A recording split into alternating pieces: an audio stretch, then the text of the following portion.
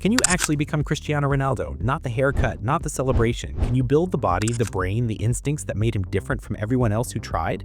Here's what makes that question uncomfortable. Millions of kids grew up in the same academies, thousands had the same coaches, hundreds made it to professional teams, but only one became Ronaldo.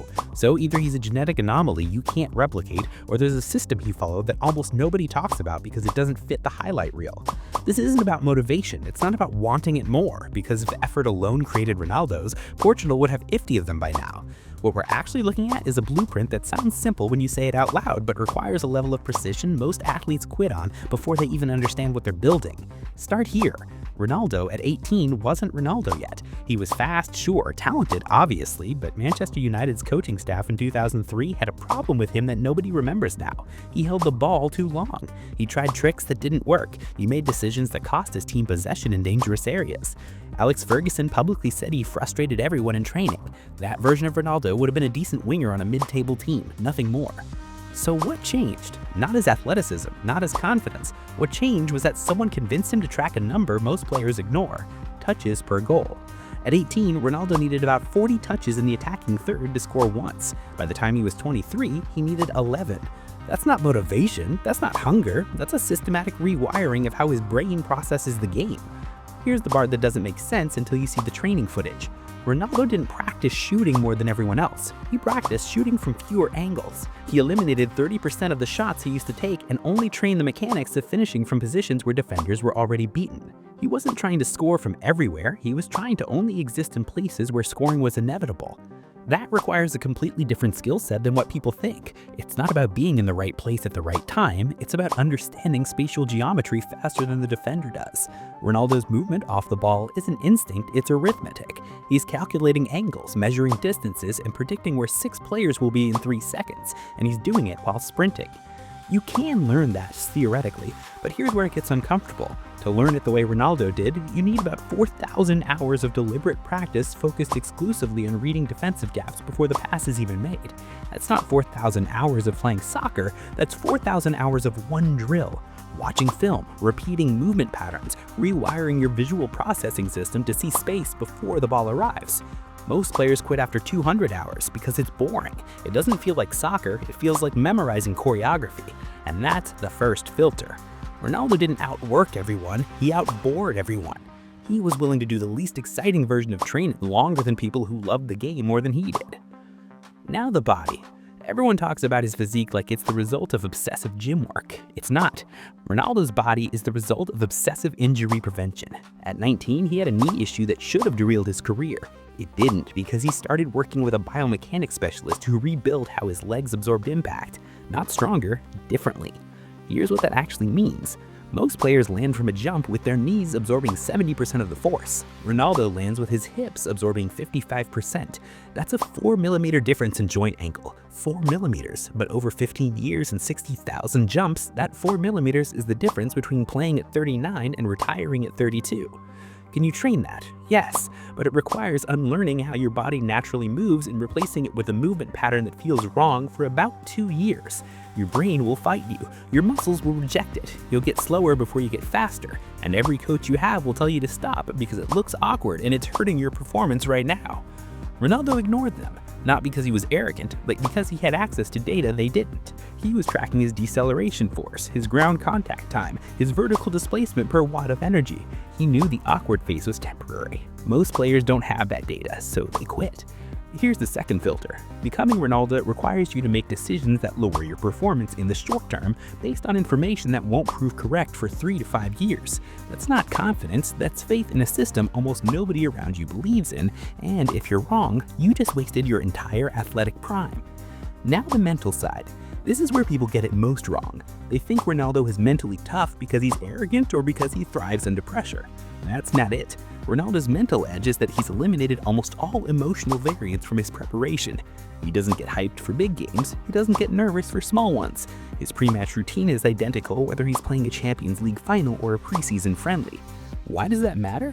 Because emotional variance creates performance variance. If you play better when you're motivated, you'll play worse when you're not. Ronaldo removed motivation from the equation entirely.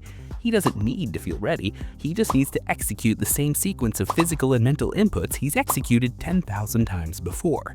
You can build that, but it requires removing every external variable from your life that affects your emotional state. That means no late nights, no alcohol, no sugar crashes, no arguments, no distractions, no hobbies that create stress for 20 years. Ronaldo's not disciplined. He systematically eliminated the need for discipline by making every decision in his life automatic. Here's the question nobody asks. Is that a life? He doesn't eat foods he enjoys, he doesn't stay up late with friends, he doesn't take vacations that aren't designed around recovery protocols. He's 40 in a few years and he's been living like a monk since he was 17. That's not sacrifice, that's trade-off. He traded being a normal human for being Ronaldo. Most people say they'd make that trade, but when you actually map out what it requires, almost no one follows through. Because the trade isn't just effort, it's identity. You have to stop being the person you are and become the person the system requires. And the system requires someone who doesn't exist yet. Let's talk about the one thing people assume is genetic, his speed. Ronaldo at 18 ran the 100 meters in 11.2 seconds. Fast, but not elite. By 23, he was running it in 10.6. That's not physical maturation, that's technical sprint coaching. He changed his arm mechanics, his foot strike, his hip rotation. He rebuilt how he runs the same way a car company redesigns an engine. Can you do that? Absolutely, but it requires access to the same level of coaching he had at Manchester United, which costs about $40,000 a year, and it requires this self-awareness to know which part of your sprinting mechanics is inefficient, which most athletes don't have until a coach tells them.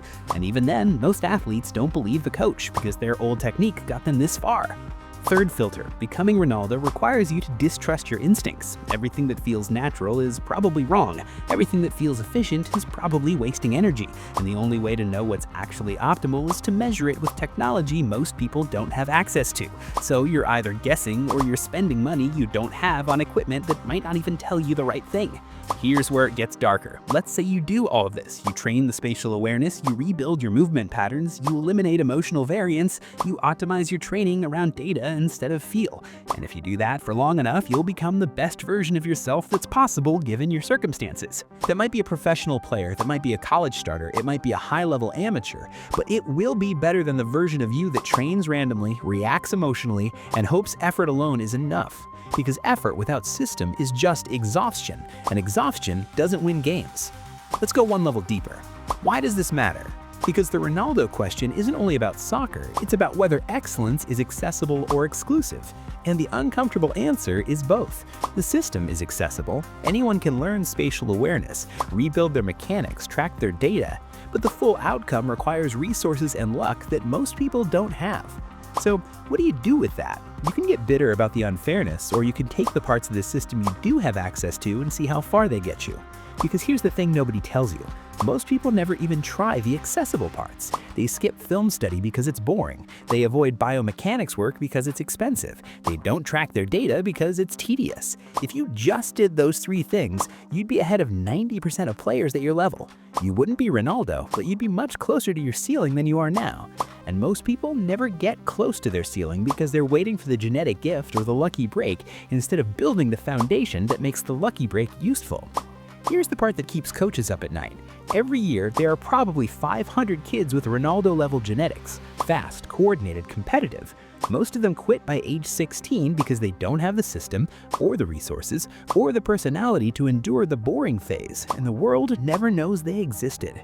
So the real question isn't can you become Ronaldo, it's how many Ronaldos never happened because the system wasn't available to them. And that question doesn't have a good answer, because the system isn't designed to find everyone with potential. It's designed to develop the people who already have access, which means the best player in the world might not actually be the best, just the best who got the chance. Does that make Ronaldo's achievements less impressive? Not at all. He maximized every advantage he had. He didn't waste the opportunity. But it does mean the mythology around him is incomplete. He's not a self-made superhuman. He's the result of a perfect system applied to the right raw materials at the right time. And that's actually more interesting than the myth. Because if excellence is just mythology, then it's unapproachable. But if excellence is a system, then pieces of it are available to anyone willing to commit to the boring parts.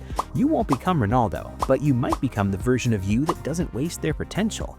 And in a world where most people never even find out what they're capable of, that might be enough. So here's what you do next. Pick one element of the system, just one. Maybe it's tracking touches per goal. Maybe it's filming your movement and analyzing your mechanics. Maybe it's building a pre-game routine that eliminates emotional variance. Do that one thing for 6 months, not casually, the way Ronaldo would do it, and see what happens. You probably won't become world-class, but you'll learn something more valuable. You'll learn whether you have the personality type to pursue excellence the way it actually works: boring, repetitive, data-driven, and delayed. Because most people say they want to be great, but when they see what greatness actually requires, they realize they want the outcome, not the process. And that's fine. Not everyone needs to be Ronaldo. But if you're still watching this, if you made it all the way to the end, there's a chance you're different. There's a chance you're the type of person who hears 4,000 hours of boring drills and thinks, okay, when do I start? Because that's who Ronaldo was at 18. Not confident, not gifted, just willing to be bored longer than everyone else quipped. So, can you become Ronaldo? Probably not. But can you find out how far the system takes you? That's the only question that actually matters. Most people watch sports, very few understand it. Subscribe if you want to be in the second group, and thanks for watching this video.